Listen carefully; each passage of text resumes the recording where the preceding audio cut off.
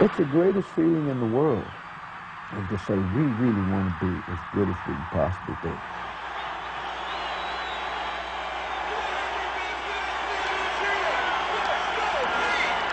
I think success can be defined in a variety of ways, but to me it's when you set a goal and you do your very best to reach that goal. And I think that your goal should always be exceptionally high. You don't just sit there and say, gee, I want to be outstanding or I want to be great. You build a great organization one day at a time, one success upon another success.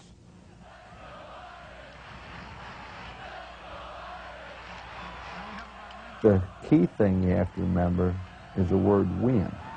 Set a goal and say win. And win stands for what's important now. If you set a goal and you don't ask yourself what's important now, you don't have a goal.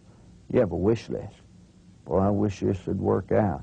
Boy, I wish I'd make $1 million. But if you set a goal one time and then just say, what's important now, it'll tell you what you have to do to make that goal become a reality.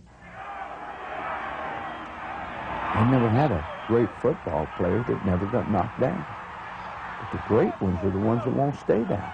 I've never known anybody in any field of endeavor that didn't have to get up off the ground in order to achieve success. And I think that's one reason why people don't maintain a positive attitude. They have a tendency to look and say, gee, this went wrong and that went wrong and this isn't meant to be, and they just get discouraged. God gave us a lot of wonderful powers. He gave us the power to think, to love, to create, to imagine, to plan. The greatest power we have in this world is the power to choose. We choose whether we're going to act or procrastinate, believe or doubt, pray or curse, help or heal. We also choose whether we're going to succeed or whether we're going to fail. We choose whether we're going to be competitive or whether we're going to wallow in self-pity.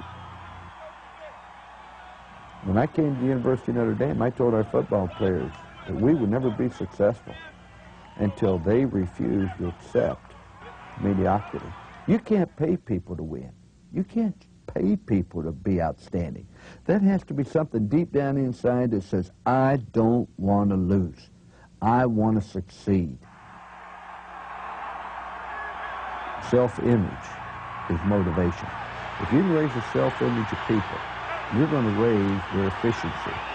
You're going to raise their productivity. Self-image is just following 3 simple little rules.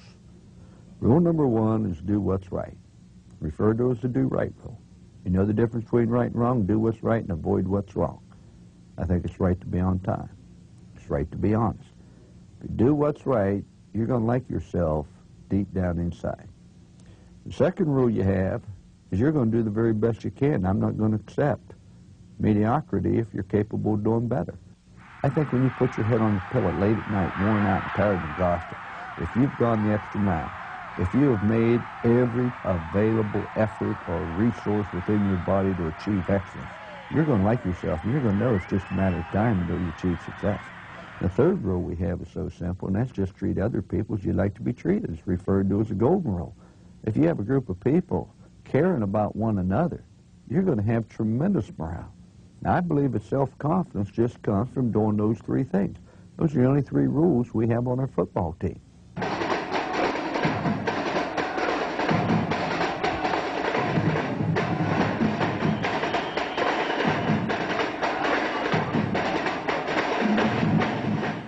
Without having everybody carrying out their job and their assignment, we cannot enjoy success. You can't have 10 people be outstanding on one play and have one individual foul up and expect to win in the long run. Business is no different. If everybody in an organization is totally committed to excellence and refuses to accept mediocrity and understand that their job is exceptionally important, you have a chance. But you can't do it without everybody in the entire organization understand that they're an important piece to the puzzle.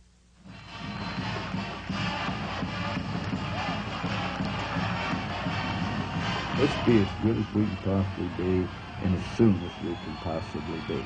And it all goes back to attitude. You can change your attitude like that. I'm turning over a new leaf today. No longer am I going to procrastinate things. No longer am I going to be intimidated. And no longer am I going to flinch. I don't know of anything that's more important to a group of football players than to go into a football game believing you're going to win, and despite all the adversity, don't ever let the opposition think that you aren't in complete control and that you are going to win in the long run. When you have two great football teams, you got two teams with great confidence. But somewhere along that line, during the course of the football game, somebody is going to flinch. Somebody is going to blink. Somebody's going to let the thought that they might not be successful enter their mind, and when it enters their mind, it shows in your eyes. But if you don't believe that you're going to lose, then I'm going to tell you right now, that will show in everything you do. So all we say is we're going to change that attitude as soon as possible. And the sooner everybody in the organization changes that attitude, then we are going to achieve success sooner and quicker than anybody could possibly believe.